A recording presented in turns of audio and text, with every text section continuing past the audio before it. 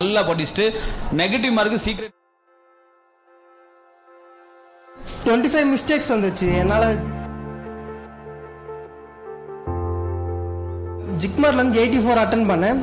அதுல 60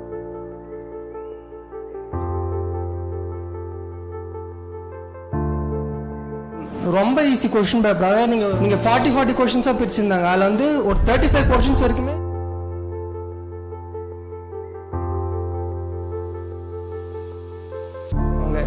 ஸோ அதில் எனக்கு பயமாயிடுச்சு. ஏன்னா கொஞ்சம் ரிஸ்க் எடுத்தால் தான் நம்ம கிடைக்கும்னு 38 39 எந்த ஒரு டவுட் கொஸ்டின் இருந்தாலுமே அட்டன் பண்ணிட்டேன். ஒரு கொஸ்டின் படிச்சு 4 ஆப்ஷனுமே தெரியல. மிச்சம் டபுள் மெண்டான் எல்லா கொஸ்டினுமே அட்டன் பண்ணேன். ஸோ அதான் இந்த ரேங்க்.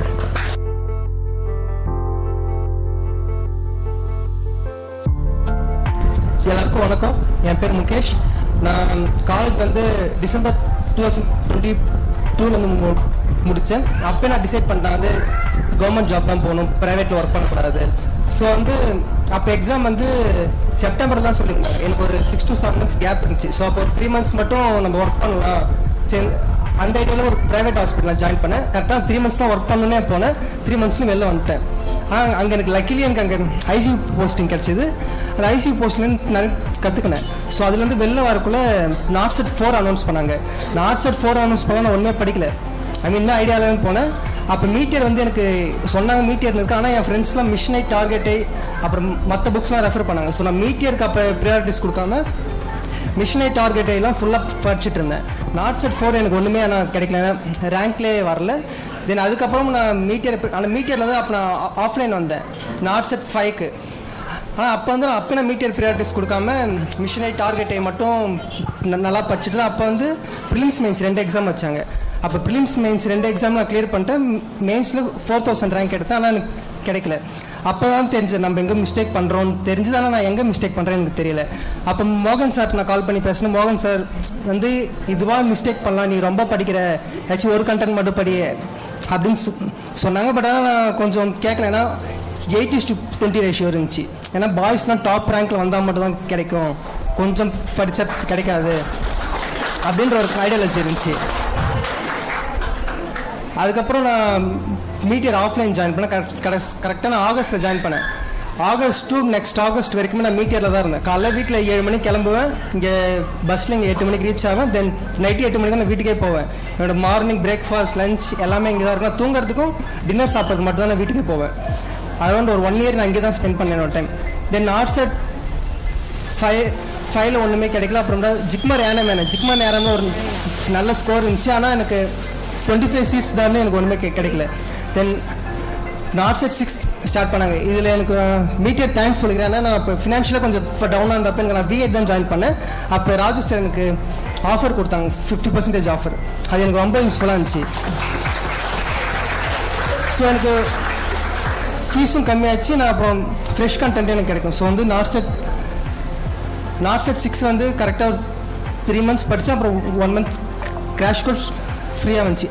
அப்போ வந்து எல்லாருமே இந்த ஜிக்மார் ஸ்டூடெண்ட்ஸ்லாம் பார்த்தாலே பயமாக இருக்கு. ஏன்னா யாருமே காலையிலே வந்துடுவாங்க. காலையிலே வந்து குரூப்பாக படிச்சுட்டு இருப்போம். அவங்க மார்க்ஸ் ஸ்கோர்லாம் ரொம்ப இன்க்ரீஸாக இருக்கும். பெண்ணோட ஒரு ஆவரேஜ் லெவலில் தான் இருக்கும். ஸோ எப்படியாச்சும் நம்ம காம்படேட் பண்ணோம் மனசுக்குள்ளே வச்சுட்டு அந்த எக்ஸாம் கிளியர் பண்ணேன். ஆனால் அந்த எக்ஸாமில் அப்போ தான் செக்ஷனாக பிரித்தாங்க. அது இன்னும் பயமாயிடுச்சு. ஆனால் அந்த எக்ஸாமில் நான் ப்ரிலிம்ஸு கிளியர் பண்ணேன், மெயின்ஸு கிளியர் பண்ணேன். ஆனால் 80:20 ரேஷியோனால அதுவும் கிடைக்கல. அப்போ நான் மீட்டியர் வந்து கொஞ்சம் தான் படித்தேன். மீட்டியர் கண்டு நான் ஃபுல்லாலாம் படிக்கல. அந்த நாட்செட் 6 கிடைக்காம வந்து ரொம்ப ஹார்ட் பிரேக்காக ஆகிடுச்சு. ஏன்னா என்னோட ஜூனியர்ஸ் என் கிளாஸ்மேட்லாம் இங்கே சக்ஸஸ் மீட்டில் இன்னும் பேசிகிட்டு இருக்காங்க. நாங்கள் உட்காந்துக்கிறேன். மதத்திர சார் நாங்கள் உட்காந்துக்கிறேன். எனக்கு ரொம்ப ஹார்ட் பிரேக்காக இருந்துச்சு, நம்ம எப்போ இங்கே இருப்போம் அப்படின்னு.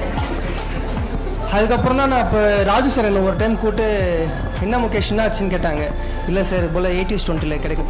சரி எனக்கு எப்படி படிக்கிறேன்னு கேட்டாங்க. இது போல் இந்த புக்லாம் படிக்கிறேன் சார், ஆனால் ஒன்றும் கிடைக்கல சார்ன்னு சொன்னேன்.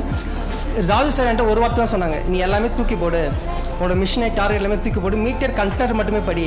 மீட்டியர் கண்டென்ட் கலர் எஞ்சி ரெக்கார்டிங் கேளு, மதியம் கண்டென்ட் பாரு. இந்த ஒரு வார்த்தை சொன்னாங்க. சரி நானும் எவ்வளோ ட்ரை பண்ணிட்டோம், இது மட்டும் லாஸ்ட் சான்ஸ் மாரி ட்ரை பண்ணி பார்ப்போன்னு பண்ணேன். எனக்கு நல்லா இம்ப்ரூவ் ஆச்சு. அப்புறம் ஜிக்மார் ஸ்டூடெண்ட்ஸ்லாம் அப்போ தான் நான் அவங்களோட டாப் போக ஆரம்பித்தேன் இஎஸ்ஐலலாம். ஸோ அதெல்லாம் அந்த சின்ன சின்ன மோட்டிவேஷன்லாம் எனக்கு சரி நம்மளால இந்த டைம் வாங்கிட முடியும், இந்த டைம் வாங்கிட முடியுன்ற ஒரு இருந்துச்சு. அதுக்கப்புறம் அவங்க கூடயும் ஃப்ரெண்ட்ஸ் ஆகி அப்புறம் அவங்ககிட்டயும் கொஞ்சம் பாயிண்ட்ஸ் எடுக்க ஆரம்பிச்சு. அவங்களுக்கும் தேங்க்ஸ். அதுக்கப்புறம் சேம் ஸ்ட்ராட்டஜி தான் ஃபாலோ பண்ணேன். மீட்டர் கண்டென்ட் காலைல ஏன் சொன்னேன் ரெக்கார்டிங் காலிலேருந்து ஈவினிங் வரைக்குமே ரெக்கார்டிங் ஒரு 2 to 3 டைம்ஸ் கேட்டுருவேன். அப்புறம் கிளாஸ் அப்புறம் நோட்ஸ் இது மட்டும் தான் படிச்சுட்டு இருந்தேன். இஎஸ்ஐ எக்ஸாம் நான் வெளில வரக்குள்ள நல்லாவே ஃபீல் ஆச்சு. சூப்பராக பண்ணிக்கிற எக்ஸாம் கண்டிப்பாக இந்த டைம் கிடைச்சிடும். உடனே பனாரஸ் எக்ஸாம் வந்துச்சு. அந்த எக்ஸாம் சூப்பராக பண்ணேன். சேம் ஸ்டேஜ் ஓகே 2 எக்ஸாம் நமக்கு நல்லா கிடைச்சிச்சு. ஜிக்மர் எய்ம்ஸ் ரெண்டுமே ஸ்பாட் அனௌன்ஸ்மெண்ட் கொடுத்துட்டாங்க. சரி ஓகே நமக்கு ஒரு ப்ரிப்ரேஷனில் 2 எக்ஸாம் வருது, சேம் ஸ்ட்ராட்டஜியை ஃபாலோ பண்ணலாம் தான் ஃபாலோ பண்ணேன்.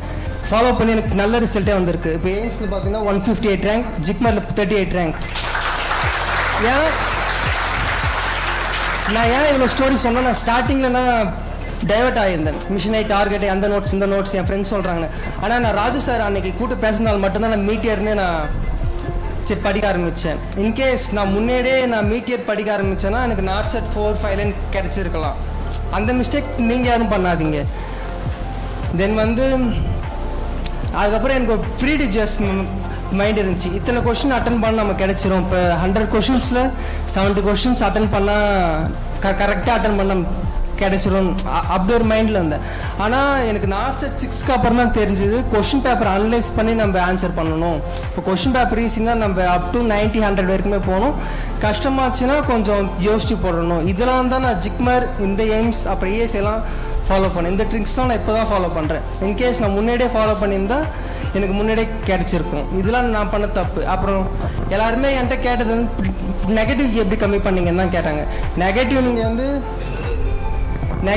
நீங்கள் கண்டென்ட் நீங்கள் ரொம்ப ஸ்ட்ராங்காக நீங்கள் கீப் ஆன் ரிவைஸ் பண்ணக்குள்ளவே நெகட்டிவ் உங்களுக்கு ஆட்டோமேட்டிக்காக கம்மியாகிடும். அதுதான். மற்றபடி நெகட்டிவ் கம்மி பண்ண ஆக்சுவலி வழியில் அப்படிலாம் எதுவும் இல்லை. நீங்கள் கண்டென்ட் ரொம்ப ஸ்ட்ராங்காக இருந்தீங்கன்னா நெகட்டிவ் ஆட்டோமேட்டிக்காக கரெக்ட் ஆகும். தென் நான் எய்ம்ஸ் எக்ஸாம் ரிஸ்க்கு எடுத்தேன் தான். ஜிக்மர் எய்ம்ஸ் ரெண்டுமே நான் அதிக கொஷின் அட்டன் பண்ணேன். கொஷின் பேப்பர் ஈஸியாக இருந்துச்சு. எல்லாருமே நல்லா எழுதியிருப்பாங்க. கொஞ்சம் ரிஸ்க் எடுப்போம் இந்த எக்ஸாமில் எடுத்து 160 கொஷின்ஸில் 151 அட்டன் பண்ணேன்.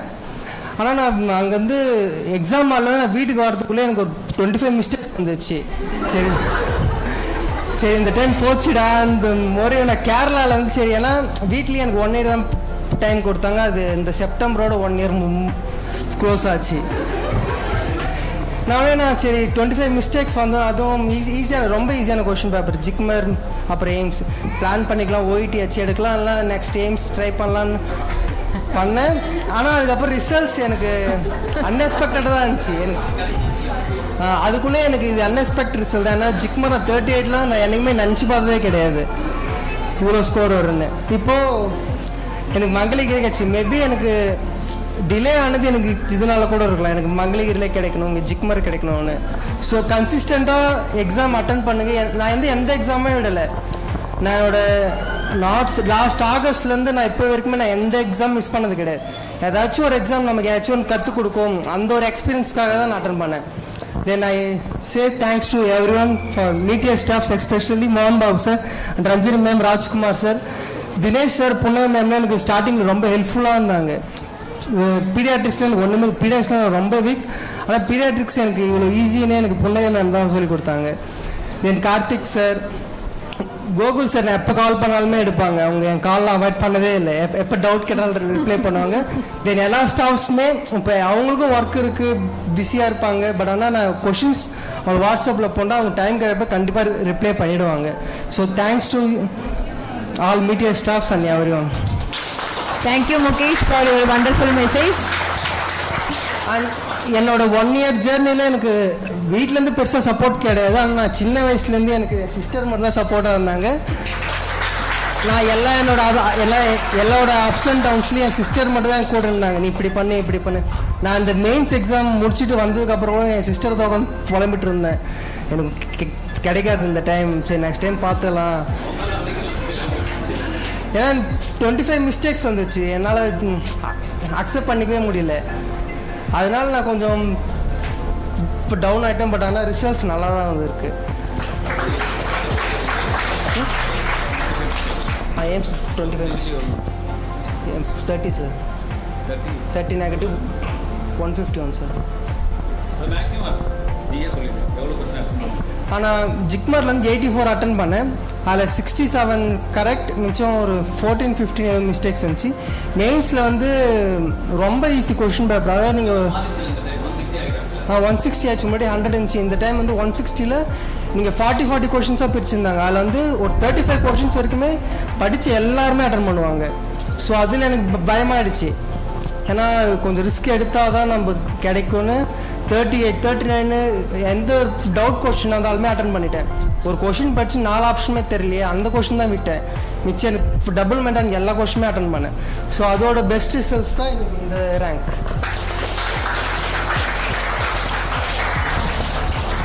ஒன்று மட்டும் தெரியுது, பையன் தம்பி வந்து ஃபுல்லாக கிளியராக கவனிச்சிருக்கான். லாஸ்ட் 6 மந்த் நெகட்டிவ் மார்க்கிங் எப்படி ரெடியூஸ் பண்ணுறது. மேக்ஸிமம் ரிஸ்க் 151 தானே அட்டன் பண்ணேன். Maximum risk question paper analyse பண்ணியிருக்கா, மேக்ஸிமம் ரிஸ்க் எடுத்திருக்கா. ஸோ நெகட்டிவ் 30யா எல்லா ஆக்சுவலாக லாஸ்ட் 1 இயர் ஒரே ஒரு டைலாக் சொல்கிற டைலாக், இவன் சொன்ன டைலாக் இப்போ நான் சொல்கிறேன். சேம் டைலாக் தான், பசங்க ஃபாலோ பண்ணுறது இல்லை. கொஸ்டின் பேப்பர் அனலைஸ் பண்ணலன்னா உங்களால் negative how you will reduce question. அது கண்டென்ட் நல்லா படிக்கணும். இப்போ 1 இயர் 2 இயர்ஸாக கண்டென்ட் நல்லா படிச்சுட்டு நெகட்டிவ் மார்க்கு சீக்ரெட் வந்து nothing, it is in your hand. அதுதான் கிளியராக எக்ஸ்பிளைன் பண்ணியிருக்காரு. இவர் தான் பெஸ்ட் எக்ஸாம்பிள் ஃபார் உங்களுக்கு நெகட்டிவ் மார்க்கிங். 151 அட்டன் பண்ணிட்டு 30 நெகட்டிவ் ஆகி ரேங்க் பாருங்க 158. So really should appreciable. Time வரும் கண்டிப்பாக பாருங்க. டைம் 2 எக்ஸாம் கிளியர் பண்ணியிருக்காரு.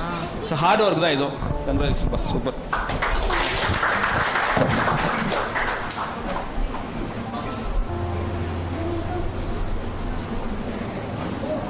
சார் கொஞ்சம் ஃப்ரெண்ட் சார் ஃப்ரெண்ட்ல முன்னாடி